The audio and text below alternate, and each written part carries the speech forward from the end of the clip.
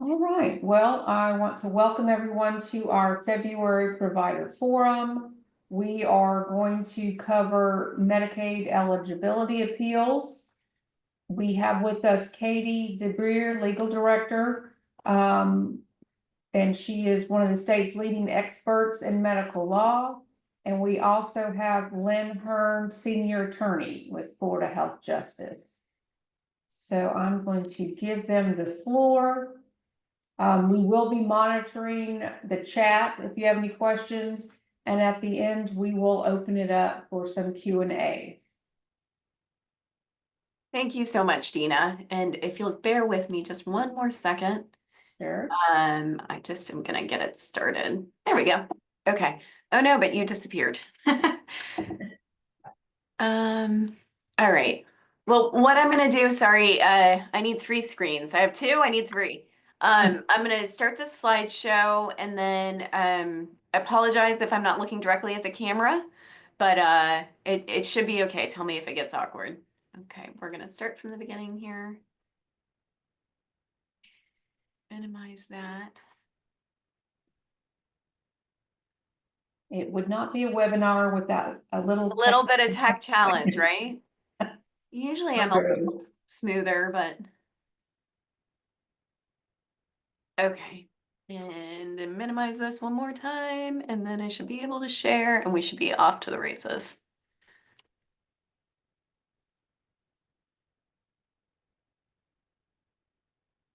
Can you see it, everybody? Yes. Wonderful. Okay. Well, thank you for joining us today. My name's Katy DeBriere, and I'm the legal director for the Florida Health Justice Project. We call ourselves FHJP for short. We're a nonprofit legal firm that specializes in enforcing and expanding the rights of low-income and vulnerable Floridians to healthcare. I'm joined with our Director of Advocacy, very lucky to have her today, Lynn Hearn. And like I said, we're going to be talking about Medicaid eligibility appeals. Knowing the clients you all serve, we've tried to tailor our presentation to cover eligibility as it specifically relates to persons with disabilities. Oh, you know what? Oh, apologies. Actually, 1 second. That's the wrong. I've been doing too many trainings. I'm so sorry, but that is not the right training. You do not want that. And Lynn would kill me.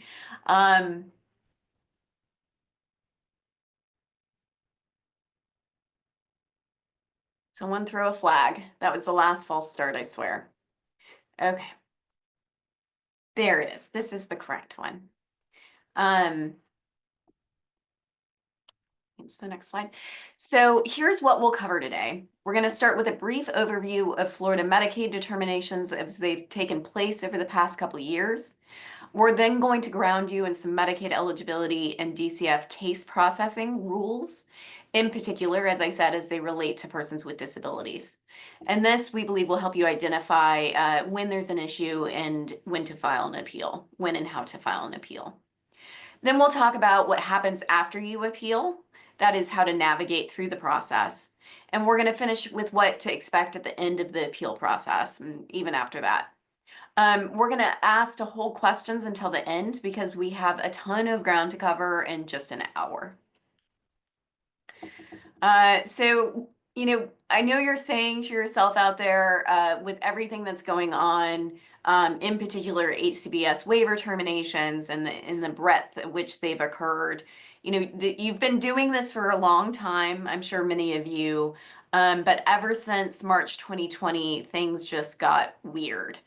So Lynn's going to walk you through what we call the public health emergency continuous coverage protection a bit more and give you a better understanding as why things looked weird after March 2020. So with that, I'm going to turn it over to Lynn. Thank you, Katy. And if you could advance the slide, please. So federal law requires that all enrollees in Medicaid have their eligibility renewed annually, regardless of the coverage type. Sometimes you may not have even been aware that this was happening because individuals with disabilities whose income doesn't vary should be able to be re-enrolled by the state without even the participants being involved in the redetermination. So the state has access to the information to conduct the renewal automatically. So even if the enrollee or you weren't involved, it was happening in the background. And then along came the COVID-19 pandemic. And in an attempt to maximize healthcare coverage for as many people as possible, the federal government enticed states to keep individuals enrolled in Medicaid regardless of eligibility while there was a declared public health emergency in exchange for extra federal money. So this meant that for 3 years, no one was disenrolled from Medicaid due to being ineligible. So enrollment in Florida went up from 3.7 million to 5.8 million. But this requirement ended in early 2023, and Florida resumed its redeterminations and its terminations beginning in April 2023. This end of the continuous coverage requirement and the return to the normal renewal process was colloquially termed the unwinding. I'm not sure who named it that, but it definitely has stuck. Next slide, please. We knew that the return to the redetermination process would affect certain groups, especially those whose coverage was based upon age or certain time considerations. So for instance, Medicaid covers children up through age 18. So anybody who went beyond their 19th birthday and beyond during the 3 years of the continuous coverage, well, they were going to be affected because they had coverage, but then all of a sudden it was ending. So we knew that those would be affected. And other time-limited coverage or time-dependent coverage, like the people with disabilities who become eligible for Medicare 2 years after they're determined disabled, then those people are going to be affected. And people with postpartum coverage who are entitled to coverage for a year that was extended during the continuous coverage, they were going to be affected. We did not expect that individuals on Medicaid waivers would be negatively affected because these individuals retain their medical need and usually their income doesn't change very much. So there was no reason to think that they would be losing coverage in any kind of large numbers as a part of this process. Next slide, please. So at this point, you're thinking, well, you were wrong about that. We're seeing lots of waiver enrollees lose Medicaid, and unfortunately, that's true. So if these people are actually still eligible, then why can't we just call up DCF or APD and get them to fix it? You're thinking, we're not lawyers. Why do we have to learn about how to do Medicaid appeals? The answer is that an appeal is one of the best tools in the toolbox to get coverage restored. And as you'll see in the upcoming slides, it's also the best way to keep coverage from being terminated at all. And if it is terminated, it's the best way to make sure that when it's restored retroactively so that Medicaid will cover all the services during the time that it was wrongly cut off. Next slide, please. So here are the specific reasons to appeal. I probably don't need to persuade you as to the top 2 bullets. You know that Medicaid is complicated and that the termination of coverage for your clients was probably wrong. But these are important baselines that we work from for clients in all coverage groups. But the latter 2 bullets are what I mentioned earlier. If you do get notice that the coverage is going to be terminated at the end of the month, and if you appeal before that date, you should be able to stop the termination from happening. It doesn't always work perfectly, and we'll talk more about that. But the important thing is that the enrollee is legally entitled to that ongoing coverage if they appeal before the upcoming termination date.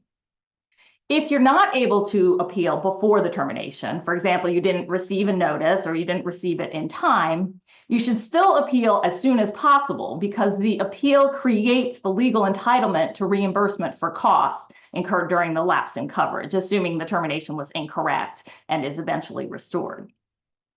If you don't appeal, but you simply say you reapply and you get coverage at a later date, the coverage may not be retroactive and you or your client may be out costs incurred during that lapse.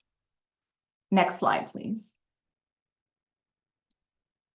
We're going to give you a lot of information in this presentation about the appeal process, but we want to let you know ahead of time that you don't have to commit it to memory or just take our word for it in this presentation. There are a lot of tools available to help you with this process. So the first 4 bullets are tools that were created by Florida Health Justice Project. We have an appeals toolkit on our website, which goes through the step-by-step what to expect in the appeal process. And that's a lot of the same material that we're going to be covering today. We have a video that explains the eligibility process.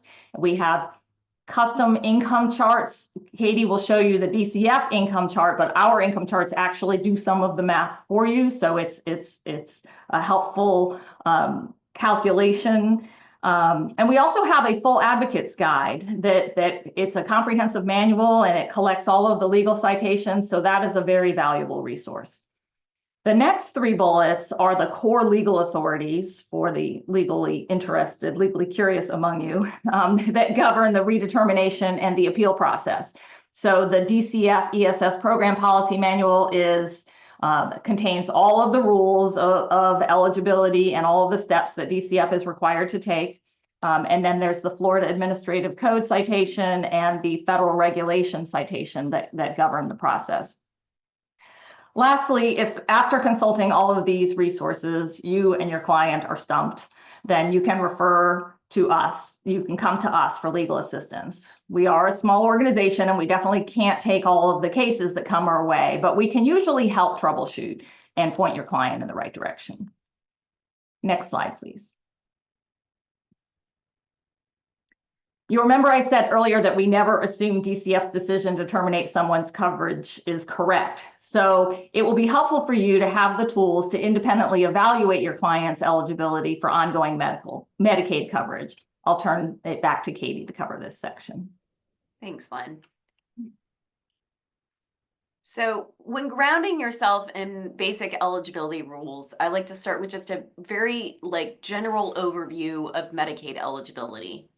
And as Lynn observed, while it's hardly simple, I like to break down all Medicaid eligibility into just basically 3 major components. Technical requirements. This is stuff like citizenship or immigrant status, which every person applying or renewing Medicaid must establish.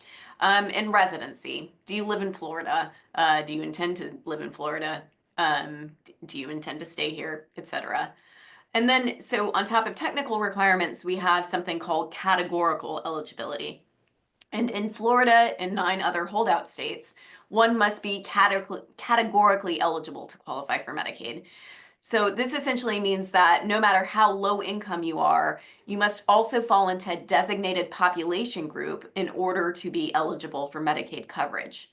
In those other non-holdout states, known as Medicaid expansion states, those states have chosen to expand Medicaid, and anyone, as long as they are at or below 138% of the federal poverty limit, can be found Medicaid eligible. They don't have to fall into a category like person with disability or child or pregnant person, for example.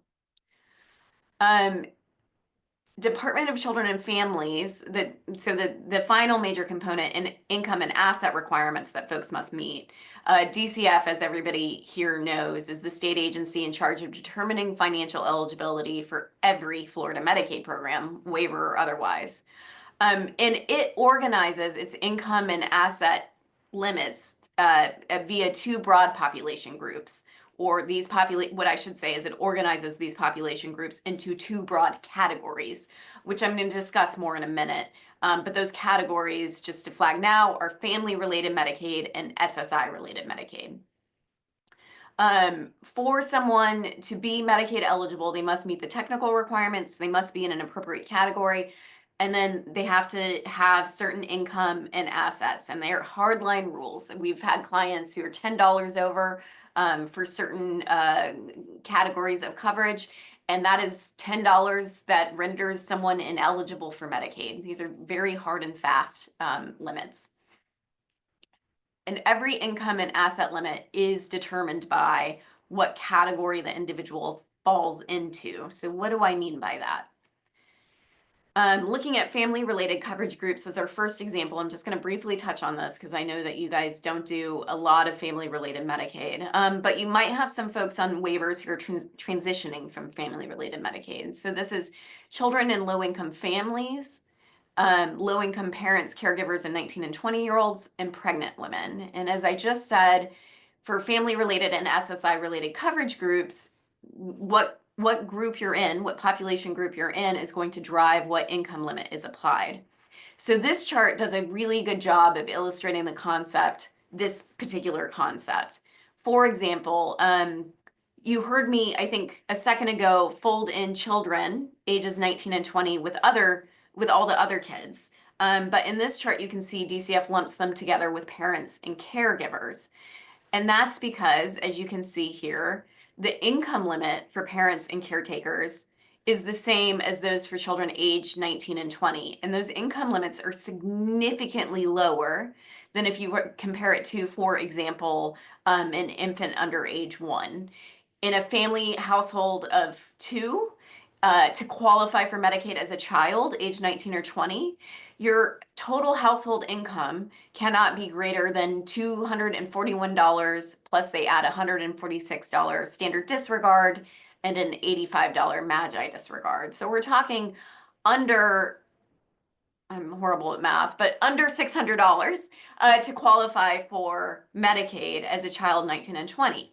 Compare that to an infant under age 1 in a household size where you have well over $3,500 that the household can have as a total income limit. So, and then you can see as it decreases by age. So as I said just a second ago, in addition to family-related Medicaid, the other broad category DCF uses to group populations is SSI-related Medicaid. These are individuals who have a disability which meets the standard of the Social Security Administration, or they are 65 years of age or older. And I've listed here on this slide the coverage groups that fall under the SSI-related categories.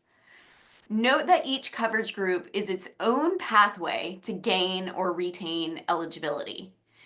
What I mean by this is one could be Medicaid eligible by being enrolled in and eligible for home and community-based services Medicaid, like iBudget or long-term care waiver. But that exact same person could also be independently eligible if, for example, they receive supplemental security income, monetary benefits, or they meet the qualifications for protected Medicaid.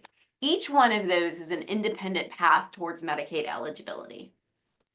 I do want to note this, of course, is true for Medicare savings programs. Those are not pathways to eligibility for state plan Medicaid, but they are instead designed to cover an individual's Medicare premium when the person is eligible for Medicaid.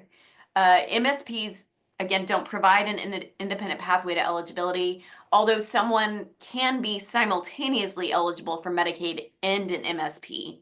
So, for example, when this happens for Quimby's, you're on Medicare, you meet the Quimby income limit, but you also, say, have Medicaid through HCBS waiver enrollment, or protected Medicaid is probably a better example. So they're called Quimby Pluses. They have qualified Medicare beneficiary paying for their Medicare premiums and co-payments, but they also have Medicaid. So they have access to all state plan services. And just as a reminder, all of these categories require that a person have a disability that meets the Social Security standards of disability or age 65 or older. I think folks get caught up on that quite a bit, especially those with chronic disabilities that feel like they should rise to the level of the Social Security Administration, but do not. So as with family-related and all Medicaid coverage groups, the category of SSI-related Medicaid that you fall into drives the income limit that will be applied. So here, looking at home and community-based services Medicaid with an income limit for an individual household, I'm just noting, I'm not looking at working people with disabilities, but the top row, ICP, HCBS, and hospice. The income limit for folks that are enrolled in the waiver as a household of 1 is $2,901. Whereas if you go down to Meds AD, the income limit drops to $1,133. But the asset limit goes up to $5,000. So again, what coverage group you're applying under is going to drive what income and asset limits apply. So digging into these major SSI-related Medicaid coverage groups a little more that I've just touched on briefly, this slide breaks down the specific elements outside those technical requirements I mentioned earlier: immigrant status, residency, and then of course categorical eligibility, which is going to be derived from having that disability that rises to the level of the Social Security Administration standards or being older than 65. Outside of those, there's a little more eligibility requirements to look at depending on what coverage group one might be eligible for.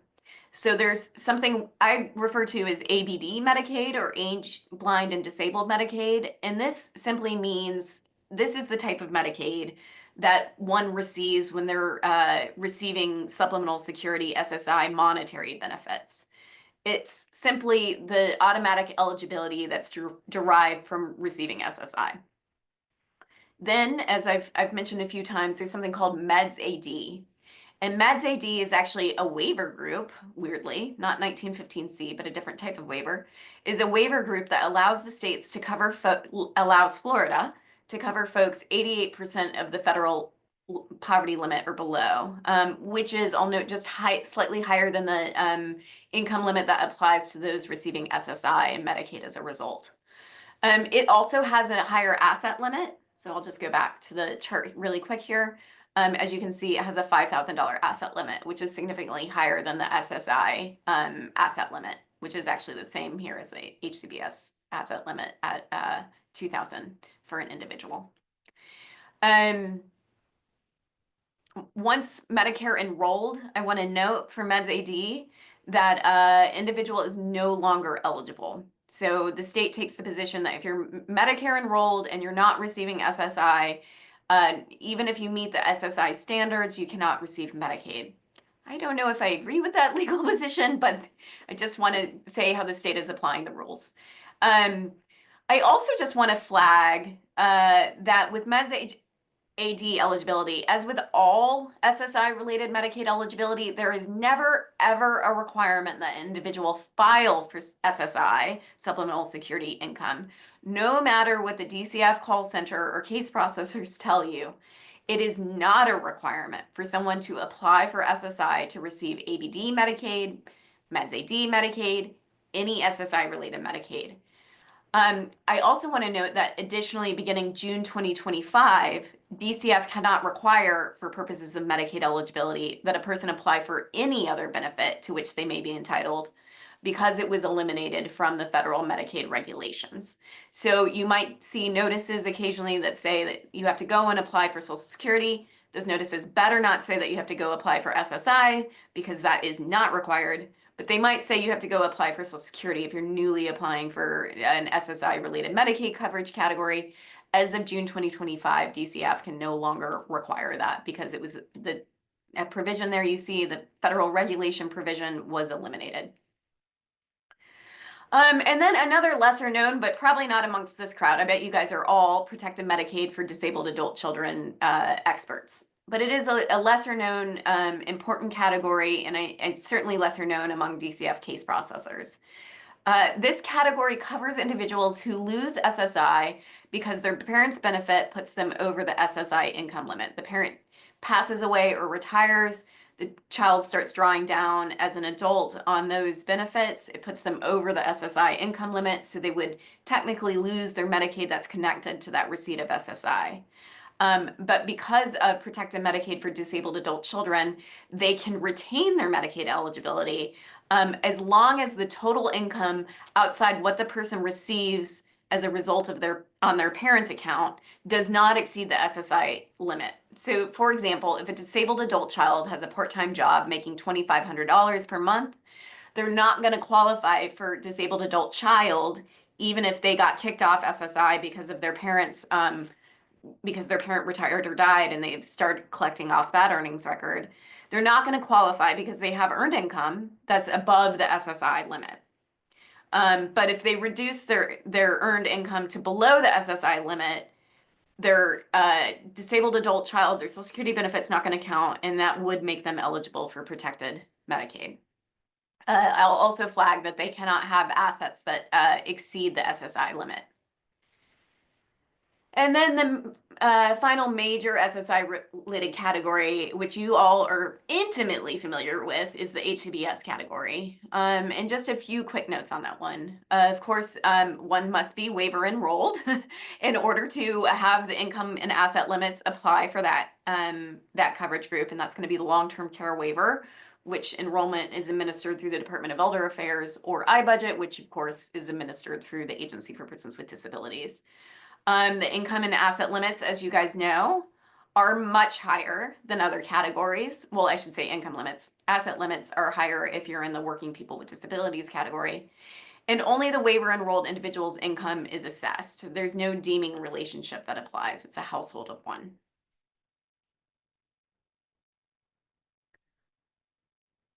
So unfortunately, we have to have Medicaid renewals, no matter how silly it seems, no matter how obvious it is that the person is going to remain eligible for Medicaid because, for example, they have a developmental disability that will last a lifetime and have no ability or to earn an income, or their income does not become an asset because they've set up a special needs trust or an ABLE account, whatever the case may be. We still annually have to have Medicaid renewals. It's part of our contract with the federal government.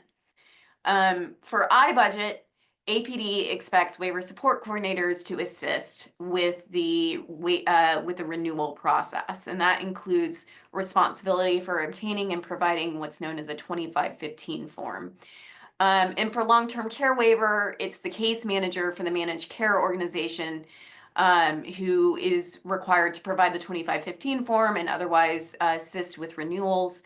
This can be incredibly problematic because, as you can imagine, if someone's erroneously terminated from Medicaid accidentally or in error, they immediately lose their managed care case manager because they're immediately disenrolled from their managed care plan. And then they're left scrambling, looking for someone to help them with the renewal process or with the termination process and fix the issue. I also just want to flag that one reason your folks are getting swept up in the wrong system and being assigned to medically needy, for example, is that DCF doesn't know that your client is waiver enrolled. If the client is receiving Medicaid through a different pathway, as I touched on earlier, so for example, as a low-income child and family-related Medicaid or as an SSI recipient, they're not coded in DCF system as MWA, which indicates waiver enrollment.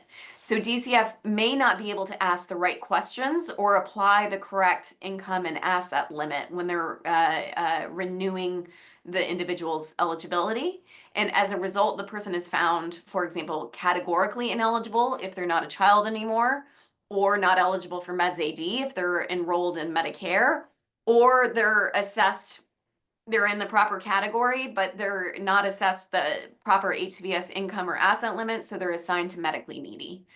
So that coding issue can be a real problem and is, I think, driving some of the inappropriate HCBS waiver terminations. So in that regard, there's a very critical concept, particularly for your population that you're working with, called ex parte or ex parte renewals. And in assessing whether your client should have been denied or terminated from Medicaid, I want to focus on this particularly important concept. An ex parte review or renewal, along with aid paid pending, means that individuals who lose Medicaid coverage under one category are entitled to this ex parte review, which means that when a person loses Medicaid under one category, for example, let's say they age out of being a child, DCF must review all other potential eligibility categories.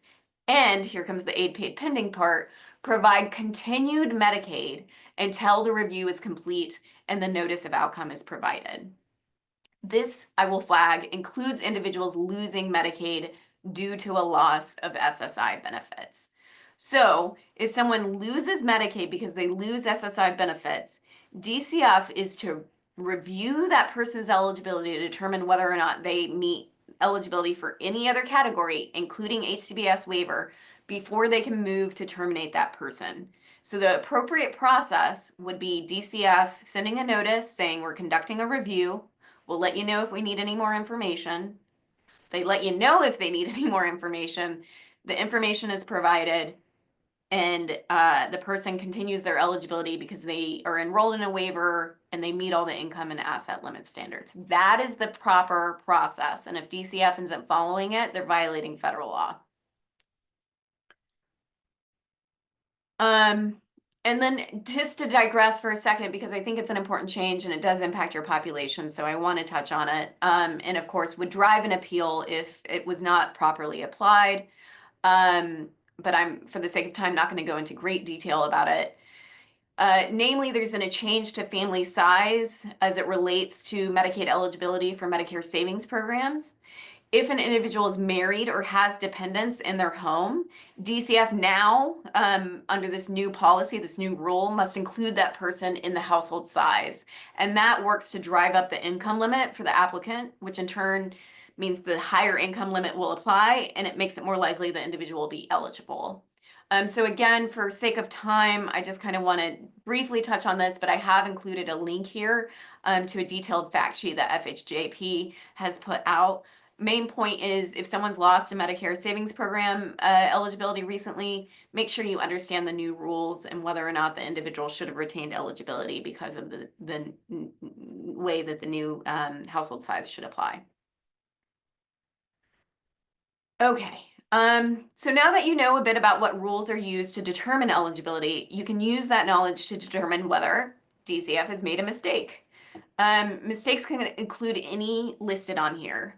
Maybe someone came off family-related Medicaid as a child, but they have a significant disability and they're waiting a decision from the Social Security Administration to that regard. Ex parte would demand DCF determine if they're eligible on the basis of disability. Or perhaps someone was on SSI but lost it because their parent retired. Again, DCF's ex parte review should catch that, and they should continue Medicaid on the basis of that eligibility. But if they don't catch that protected Medicaid status, that's one reason to appeal. If the person is also waiver enrolled, then protected Medicaid eligibility aside, the person should retain Medicaid as long as they meet the HCBS income and asset limits. So of course, one you'll run into a lot is DCF is demanding verifications that you've already provided or making demands for verifications that are impossible to obtain. Again, two very good reasons to appeal.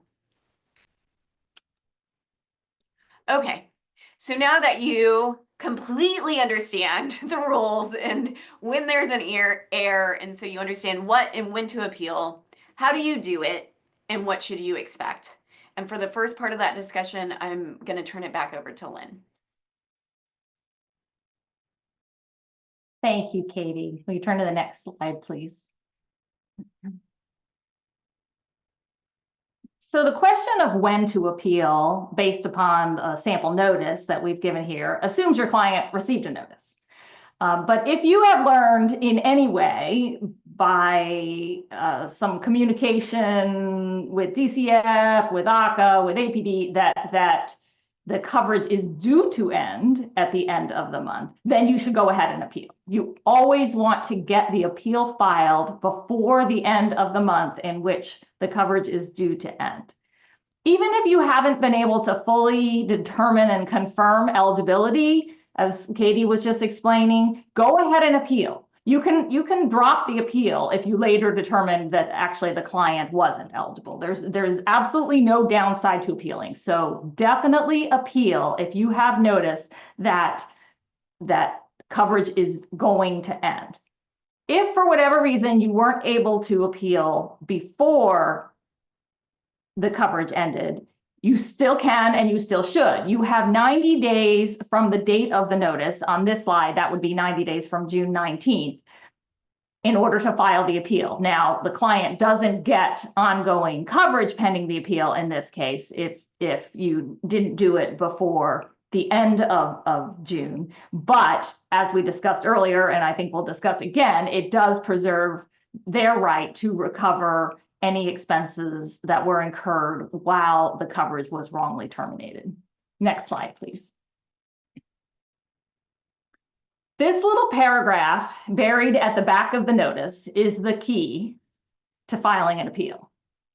The language isn't great, but it is better than it used to be. It was one of the subjects in a class action lawsuit that we filed against DCF, and they did voluntarily make some improvements to the language. So now it does provide an email address for filing the appeal, and that is absolutely our number one recommendation for how to submit an appeal.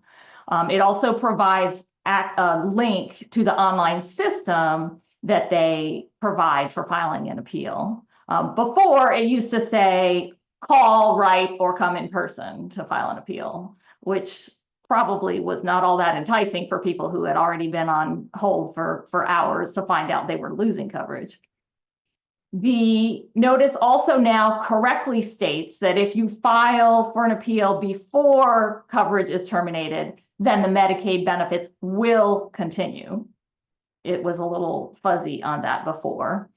And now it correctly states that if you lose the appeal, you would only be responsible to repay Medicaid benefits if there was actual fraud or an intentional program violation. There was a suggestion in the previous language that you would always have to pay back any benefits that you received pending the appeal if you lost the appeal. So these are good improvements, but this is the key to the appeal process.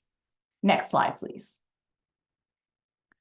As I mentioned, we strongly recommend the best method of filing an appeal is by sending an appeal to this email address. And that's because it keeps a record that you filed an appeal. In our toolkit, we do have a template and it's shown here, some suggested language, but don't fret about that. There are no particular magic words to appeal. Really, you just need the name and the case number and say, I disagree with this decision or this pending termination. So don't get all caught up in any magic words. That's the most important thing. Just get the appeal request in. The default way of conducting a hearing for the DCF hearing office is by telephone, which you can imagine is pretty awkward.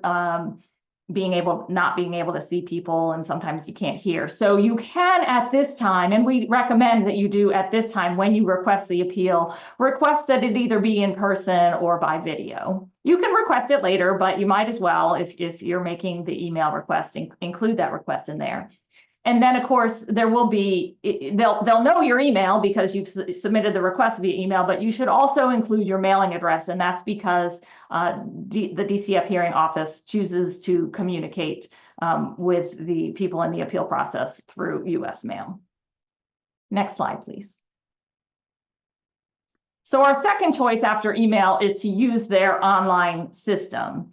It's pretty good, but it's got some drawbacks. You have no record that you have filed it, for one. It doesn't send any kind of confirmation. So that's something that we don't love about it. It also doesn't contain the improvements that we mentioned in the notice. It still suggests that that benefits may continue pending appeal and that you will be required to pay back any benefits if you lose. So there are some red flags for people that may be deterrents to filing. But if you know that and you're comfortable with it, then it's okay to file this way. There is a section in this online form that asks explain why you disagree with the action. That could be also another deterrent, like, I don't really know, I'm just trying to preserve. You do not have to fill that out. You can leave that blank. That's absolutely fine. Next slide, please.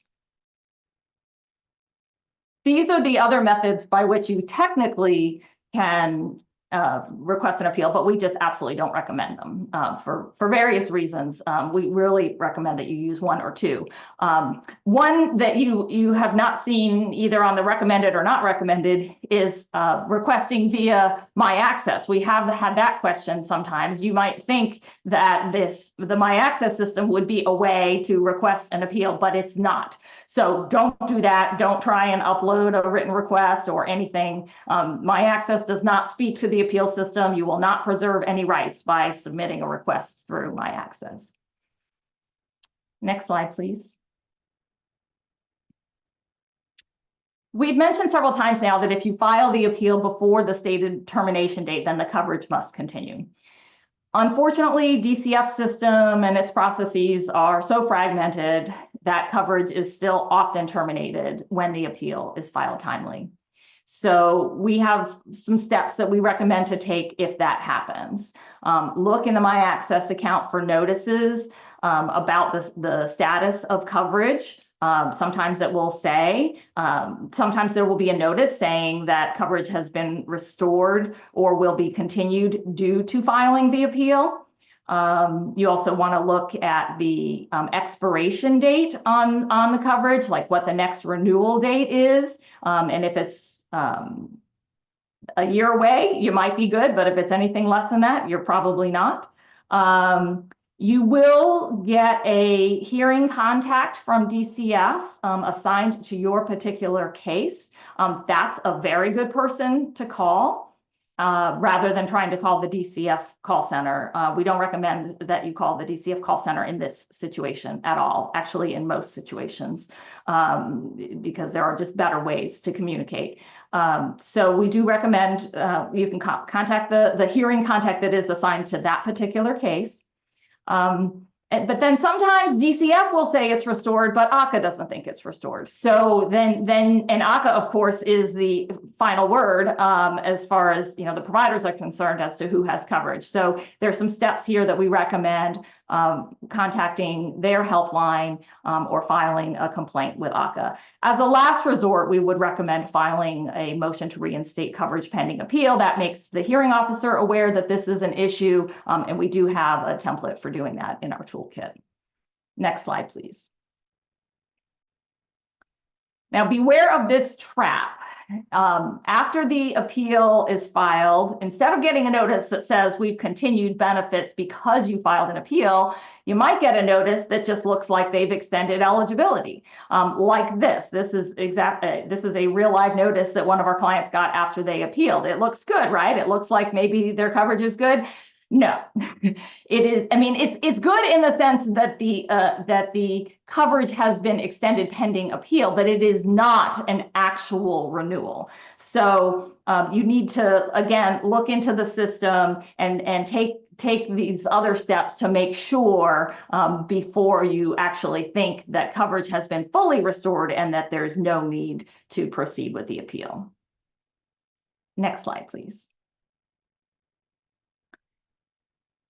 After filing the appeal, you or your client should receive a call from a DCF supervisor to discuss the appeal. This is required by their policy. It's somewhat inconsistent in its application, but most of the time you should receive a call. So be ready for that, or get your client ready for that. Anticipate that it's coming. This is a really great opportunity to talk with a person who has reviewed the file, should be knowledgeable about it, and should be able to answer any questions that you have. Make sure you get that person's name and phone number if you're not ready for the call, or have follow-up questions.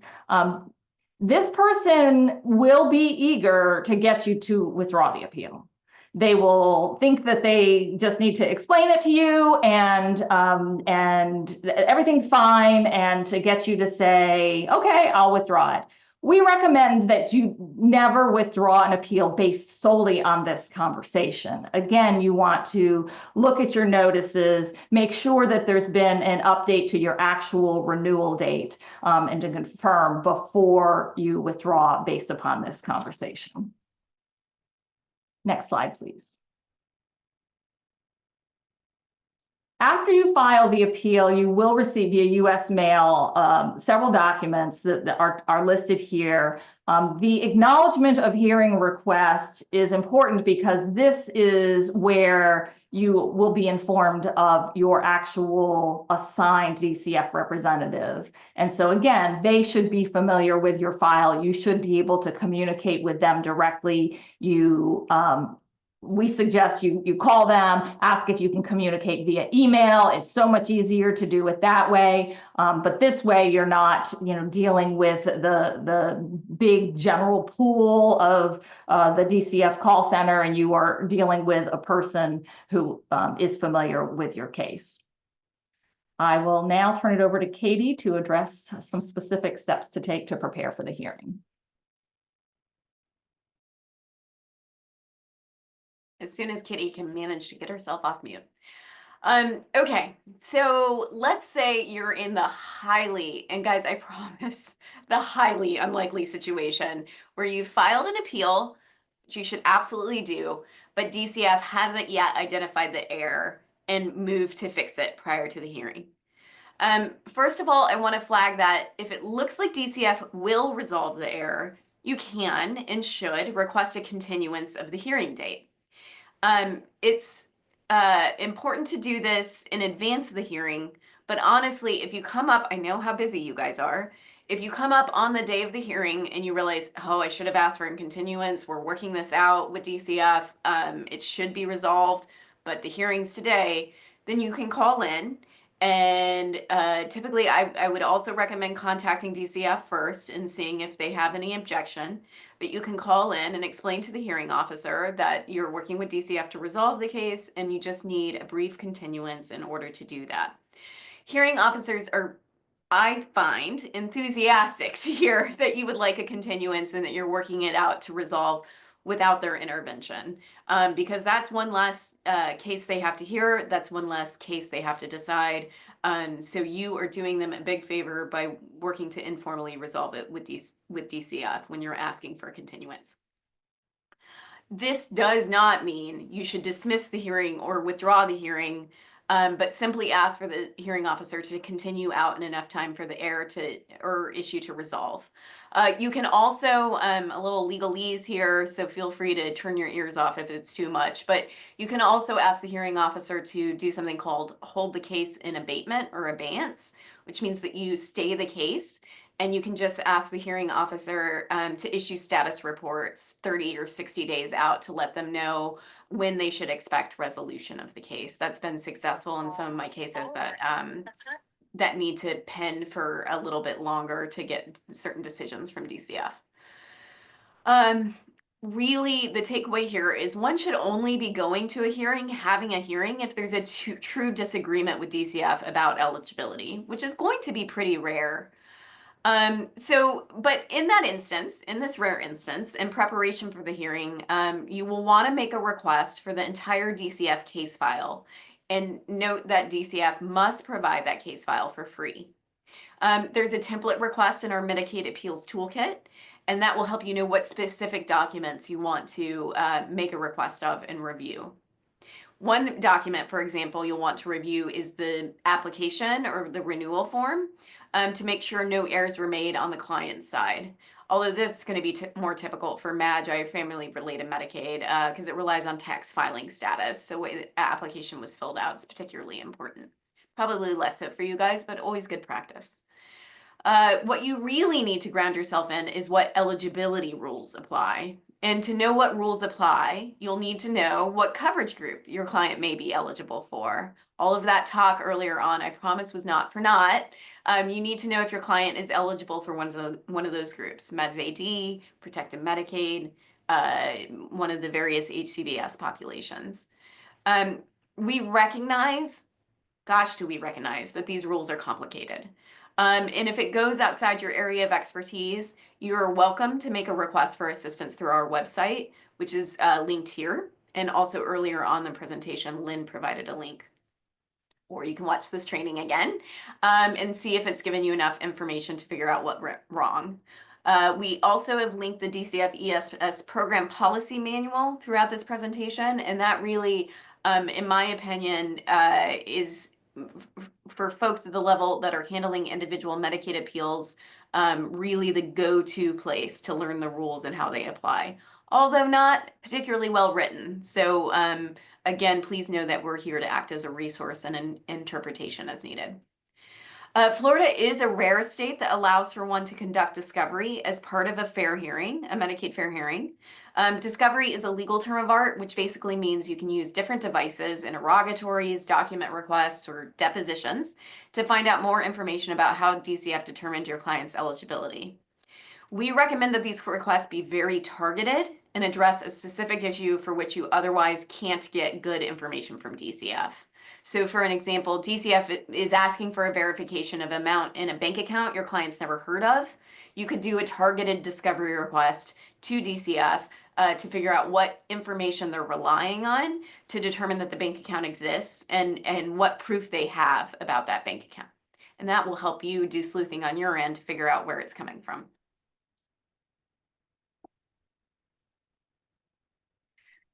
So what if you discovered that DCF was right? But since that time, you have the information DCF is requesting. For example, you have a new client, a client newly applying for HCBS Medicaid. DCF discovered a previously undisclosed bank account that at the time of application put the client over asset. But since the discovery, your client's been able to spend down under the asset limit. You can walk into that hearing comfortable because the hearing officer has to look at the evidence at the time it's presented. That's something called de novo. So while your client may not have been eligible at that initial application month because they were over asset limit, when they spin it down and walked into that hearing and they're meeting the asset limit, that's the information the hearing officer has to rely on to reach a decision. They're not going to be eligible, of course, for those months they were over, but for the months that continued while that was all getting sorted out, they will be eligible for as soon as they meet that asset limit. Because the hearing is de novo, the hearing officer should accept evidence anytime up to the record closing, which is going to be after the hearing. However, it's best practice to get all evidence to the hearing officer 7 days prior to give all parties appropriate time to prepare. You wouldn't be happy if DCF gave you something the morning of, and if they do, you should ask for a continuance so that you have time to review and think about it as it relates to your case. These documents are sent to the hearing officer or into the Office of Appeal Hearings all via email. So it's good to write a little number on the bottom of each page so that you can refer to those numbers as you move through the hearing and ask to enter evidence. And as Lynn emphasized, and I've already echoed, if this is an obvious mistake or one you can work with DCF to resolve, try to do that pre-hearing. Hearings, again, should really be resolved for wholly contested matters. Okay, I mentioned a few times, more than a few times, but a motion for continuance is a useful tool if the matter can be resolved, either on DCF or the client's end, with just more time. Please don't dismiss until full eligibility is confirmed, however, whether that's through My Access or I think the better practice is verifying through FEMIS. Transportation is, of course, not a big issue for you guys, but it's good to know for your clients. And you can elect, as Lynn mentioned earlier, you can elect to have the hearing through Teams, which is a video conference, but you must request it specifically by emailing the Office of Appeal Hearings. And whenever possible, don't forget to copy the other side. At the hearing, there will be some order to things. Not perfect order, but some order. If it's a termination, then DCF gets to talk first and must prove their termination was proper. If it's a denial, then the client and the client's representative gives first. If there are documents, also known as documentary evidence, that are presented, then the hearing officer will likely want to review that initially and let in as much as those documents as they can without objection. So those documents will go into and become part of the record, and the hearing officer must consider them in any testimony provided that's not objected to and sustained to reach a decision. If DCF presents testimony, you get to ask them questions to get at whether that testimony is truthful and or accurate. This is called cross-examination. And whoever goes first will get the opportunity, or should get the opportunity. I actually heard of an Aquifer hearing where this was not allowed yesterday, but they should get the opportunity to rebut with additional evidence and testimony. And while DCF always carries the burden in a termination, and a client always carries the burden in a denial, there may not be a perfect order to the hearing because it's administrative in nature and therefore can be a bit more relaxed, which you should take advantage of and know not to be nervous because this is an informal hearing setting. And before the hearing ends and the hearing officer closes the record, ask for a break. Gather your notes and your thoughts. Is there anything more that could be provided? Was there something that arose in the hearing that could be addressed by providing more information? These hearings are not meant to be rigid. They're meant to get at the right answer. So if needed evidence remains, then make sure that you ask for the record to be held open so that you can enter it. And as a lawyer, I will always ask to submit a proposed order. This gives me the ability to formulate my argument and point to the testimony and documentary evidence presented to support my case. This may be a bit beyond your time and capacity, which is fine, But you will likely impress the hearing officer if you ask to submit one, and the hearing officer appreciates them because you're organizing their thoughts for them. Okay, you've taken your break. There's nothing more to add, so you don't ask the hearing officer to keep open the record. The next step, you await the final decision from the hearing officer, which must come 90 days after the appeal was filed, assuming you didn't ask for continuances. Why wouldn't you? I've told you to 600 times during this presentation. But if you win, DCF must comply with that order within 10 days. You get corrective action from that time period in which you preserved your appeal. Say your client was denied in May 2024, you appealed within 90 days, you get corrective action all the way back to May 2024. And your client is entitled to being refunded for any out-of-pocket costs, while providers should submit unpaid bills to ACA. We've put together some resources regarding those kinds of last minute or last step corrective action pieces. So again, one more time, if you were to pick one takeaway from this training, it's that appealing preserves the right to full corrective action. If you don't appeal an erroneous denial or termination within the 90-day window after receiving notice, then you have to rely on DCF's kindness to later get those months reinstated.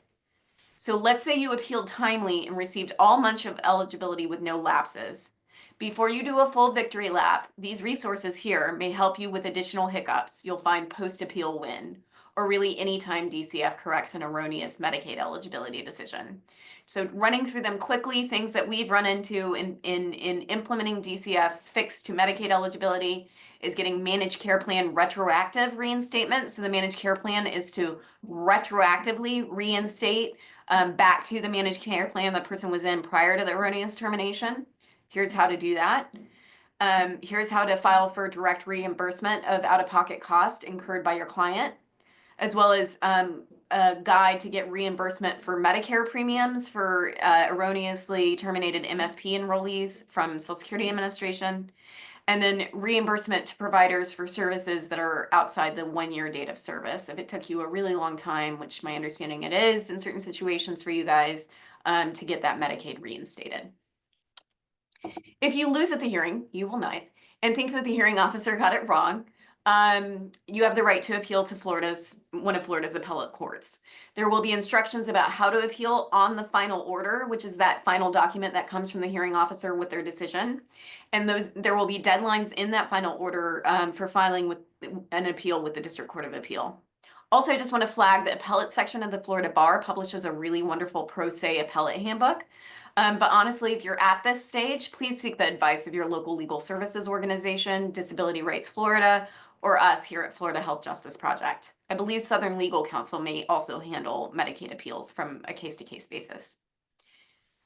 And it bears repeating that the only time an individual has to repay benefits that were continued is when there is a separate finding of fraud. So with that, more than 5 minutes left to answer any questions that you guys might have. We do have one in the chat. And maybe, obviously, you can answer it. If my daughter's losing Medicaid on April 30th through SSI due to my income, do I appeal with Medicaid or SSI? For the Medicaid aspect, so this sounds like a protected Medicaid situation. If this child is an adult and mom has just retired and she's going to start receiving, daughter's going to start receiving a higher benefit that's going to render her ineligible for Medicaid. So if that has not happened yet, if there has not been a loss of SSI, you don't need to do anything.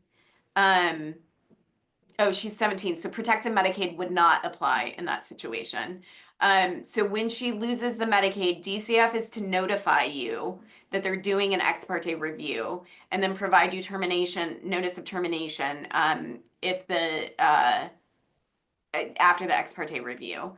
I want to stop there because I'm giving some advice on an individual situation, and because I don't have all the facts, I'm not sure I want to tell you exactly what to do. So here's what I'm going to recommend instead is go through the slides or ask Dina for a link to our website to request assistance, and then we can connect you with an attorney that can guide you through whether your daughter remains eligible for Medicaid and regardless what to do in this situation. Great, and we will be providing a copy of this presentation to all attendees, and it will be on our YouTube channel by the end of the week. So do we have any other questions? You can put them in the chat or unmute. I know this was a lot of information, good information. We all have to digest it later. I have a question. Yes, go ahead. I have a client that her Medicaid ended October 31st.